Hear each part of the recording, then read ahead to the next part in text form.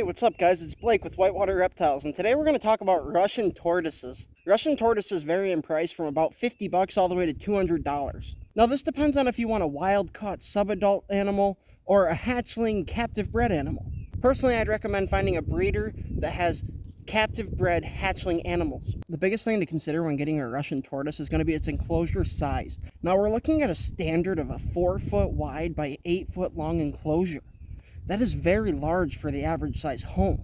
Now, when we talk about the depth of the enclosure, I'm going to go ahead and say about a foot is probably reasonable, maybe 18 inches, because they definitely are going to want some space to burrow. They really like to dig their holes. You really just don't want them to be able to climb out. Now, if we're talking about an outdoor enclosure, I'm going to say probably about 2 foot at least, because we really don't want other animals getting in. 2 foot of solid structured wall, and then some sort of fencing at the least above that. Just bear in mind the climate where you live plays a major role in these guys' life. Now, Herbie here has an indoor enclosure that he will be in the winter months, as I do live in Michigan. However, he is going to have an incredibly large outdoor enclosure for the summer months, and I'm very excited to show that off. Now, these guys definitely like to be outside, and something to consider with an outdoor enclosure is keeping predators out, whether that be cats or predatory birds.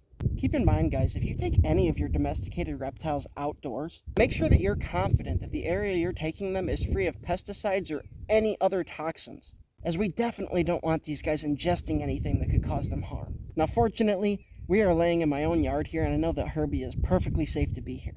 Now, these guys do require UVB. We're going to go with our two name brands again, Arcadia and Reptisun. Now, if we go Arcadia, we're going to go 12%. If we go Reptisun, we're going to go with that 10.0 bulb. Reptisun, we can go with that T5 bulb, 12 to 15 inches over the screen to the top of the shell. T8 bulb can be 8 to 10 inches from just under the screen to the top of that shell. We're going to want at least half of that enclosure to be covered with sunlight or UVB. So at least a 4-foot bulb in that 8-foot enclosure. These guys are going to need about 12 hours of sunlight a day. So make sure if we're using some sort of timer, we have them on a 12-hour on-off day-night cycle. They will require a basking spot. If we are using a basking bulb or a halogen bulb, let's go with something like 100 watt all the way to 125 watt, depending on how far away you're keeping that from that basking area. That basking area needs to be at 95 degrees. Take that temperature measurement from the top of their shell at that basking area. Now, ceramic heat emitters and deep heat projectors are going to be a fantastic way to keep nighttime temps a little higher, as well as if you maybe have a colder home or live in a colder climate, you could use those in the daytime to just keep that cool side up a bit. Now, we want that cool side of the enclosure to be 72 to 80 degrees. The humidity requirements for these guys is going to be somewhere between 40 to 75%, being a little bit higher on the cool side of the enclosure.